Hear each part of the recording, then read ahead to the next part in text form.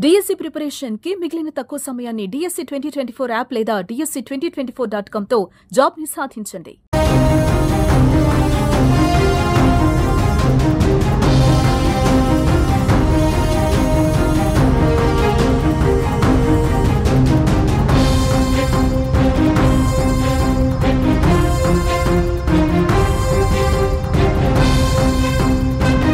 America ఎటు Bharat వైపా Pakistan వైపా? Pahalgam దాడిపై America గోడ మీద ఎక్కి కూర్చుంది. గోడ మీద పిల్లిలా ఇటు అటు చూస్తోంది.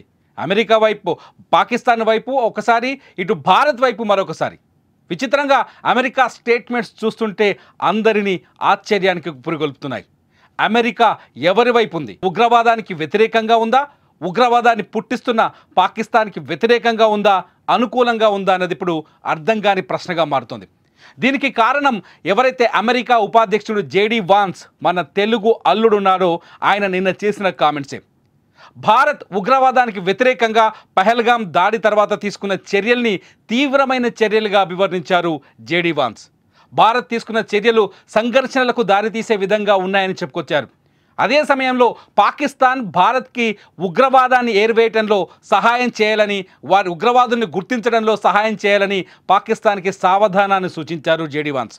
జేడీ వాన్స్ చేసిన ఈ వ్యాఖ్యలు అమెరికా వైఖరిని బట్టబయలు చేస్తున్నాయి. నిజానికి అమెరికా భారత్కి మొదటి నుంచి మద్దతు ప్రకటించినట్టుగానే నటించింది. అంతేకాదు ఉగ్రవాదానికి వ్యతిరేకంగా భారత్ వెన్నంటి ఉంటామని చెప్పింది అమెరికా. అంతేకాదు పహల్గాం దాడి తర్వాత అమెరికా భారత్కి సానుభూతిని తెలిపింది. అది మానవత్వం పైన జరిగిన దాడిగా అభివర్ణించింది. అమెరికా అధ్యక్షుడు డొనాల్డ్ ట్రంప్ కూడా పహల్గాం దాడిని ఖండించారు. కానీ పాకిస్తాన్ చేస్తున్న ఈ దుశ్చర్యల్ని మాత్రం నేరుగా ఖండించడానికి అమెరికా ఇంతవరకు ముందుకు రాలేదు. డొనాల్డ్ ట్రంప్ మొదటిసారి అమెరికా ప్రెసిడెంట్ అయిన తర్వాత కశ్మీర్ విషయంలో భారత్ పాకిస్తాన్ మధ్య చర్చలకు తాను ముందుకొస్తానని ప్రకటించారు. అంతేకాదు డొనాల్డ్ ట్రంప్ కశ్మీర్ విషయంలో పాకిస్తాన్ చేసిన ఉగ్రదాడిని తీవ్రంగా వ్యతిరేకించారు. పాకిస్తాన్ని ఉగ్రవాద దేశంగా ప్రకటించారు డొనాల్డ్ ట్రంప్. కానీ రెండోసారి ఆయన అమెరికా అధ్యక్షుడైన తర్వాత ట్రంప్ పాకిస్తాన్ విషయంలో తటస్థంగా కనిపిస్తున్నారు. పాకిస్తాన్ విషయంలో అమెరికా ఎటువంటి కఠినమైన నిర్ణయాన్ని కానీ కామెంట్ కానీ చేయలేకపోయారు. ఇదంతా పక్కన పెడితే పహల్గాం దాడి జరిగేటప్పుడు అమెరికా ఉపాధ్యక్షుడు జేడీ వాన్స్ ఇండియాలోనే ఉన్నారు. తన సతీమణి ఉషాతో పాటు కూతురుని తీసుకొని భారత పర్యటనలో ఉన్న జేడీ వాన్స్ ఆ సమయంలో ఇక్కడి రక్తపాతాన్ని కళ్ళారా చూశారు. అయినప్పటికీ జేడీ వాన్స్ అమెరికాలో ఒక తటస్థమైన వ్యాఖ్యలు చేయడం ఇప్పుడు మొత్తం ప్రపంచాన్ని ఆలోచింపజేస్తోంది. అమెరికా భారత్ పహల్గాం దాడి తర్వాత తీసుకున్న కఠిన చర్యల్ని సమస్యల్ని సృష్టించే చర్యలుగా అభివర్ణించడం ఇక్కడ అతిపెద్ద ప్రశ్నగా మారుతోంది.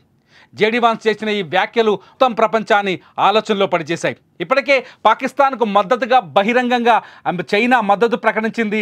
టర్కీ కూడా ఆయుధాలు సరఫరా చేసేందుకు ముందుకొచ్చి వెనకడుగు వేసింది. అమెరికా శత్రువుల్ని భారత్ కూడా శత్రువులుగా చూస్తోంది.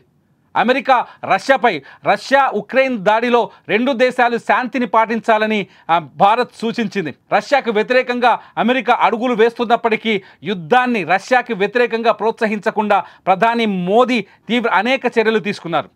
అనేక దౌత్యపరమైన చర్చలు జరిపారు. అయినప్పటికీ అమెరికా భారత్కి మధ్య మంచి సంబంధాలు ఉండేలా ప్రయత్నాలు చేసినప్పటికీ అమెరికా మాత్రం గోడ మీది పిల్లిలాగే ప్రవర్తిస్తోంది. నిజానికి పహల్గాం దాడి తర్వాత పాకిస్తాన్ భారత్ మధ్య యుద్ధ వాతావరణం ఏర్పడినప్పుడు అమెరికా రక్షణ విభాగం భారత్కి అన్ని రకాల మద్దతును ప్రకటిస్తామని చెప్పింది. అంతేకాదు ఆయుధాల సరఫరాకు కూడా సిద్ధంగా ఉన్నామని చెప్పింది. అమెరికా సానుభూతిని చూపడాన్ని భారత్ తమకు వెన్నుదన్ను అనుకుంది. అమెరికా సానుభూతి చూపడాన్ని భారత్ తమకు మద్దతుగా ఉంటుంది అమెరికా అని భావించింది. కానీ ఇప్పుడు కొద్ది రోజులుగా అమెరికా వైఖరిలో మార్పు కనిపిస్తోంది. దీనికి కారణం జేడీ వాన్స్ చేసిన వ్యాఖ్యలే అని తెలుస్తోంది. జేడీ వాన్స్ ఎవరో కాదు, మన తెలుగు అమ్మాయి ఉషాని పెళ్లి చేసుకున్న వ్యక్తి. జేడీ వాన్స్ ఇండియాలో ఉన్నప్పుడే పహల్గాంలో ఉగ్రవాదులు దాడి చేశారు. జేడీ వాన్స్ తాజ్మహల్లో పర్యటిస్తున్నప్పుడే పర్యాటకులపై కాల్పులు జరిపారు. జేడీ వాన్స్ ఇండియాలో ఉండటాన్ని ఒక అణువుగా మార్చుకుంది పాకిస్తాన్. జేడీ వాన్స్ ఉన్న సమయంలోనే భారతదేశంలో రక్తపాతాన్ని సృష్టించి భారత్ సురక్షితమైన దేశం కాదు అని ప్రపంచానికి చాటి చెప్పాలనుకుంది. నిన్న జేడీ వాన్స్ మాటల్లో కూడా ఈ విషయం స్పష్టంగా కనిపించింది. భారత్ పాకిస్తాన్ రెండు అణు దేశాలు అంటూ ఒక తీవ్రమైన కామెంట్ చేశారు జేడీ వాన్స్. అంటే పాకిస్తాన్ అణ్వాయుధాలతో దాడి చేస్తామని భారత్ని బెదిరిస్తున్న సమయంలో జేడీ వాన్స్ చేసిన ఈ వ్యాఖ్యలు భారత్ విషయంలో తటస్థంగా ఉన్నారనే భావనను కలిగిస్తున్నాయి. మొత్తంగా అమెరికా ఎటువైపు అనే ప్రశ్న ఇప్పుడు తెరపైకి వస్తుంది.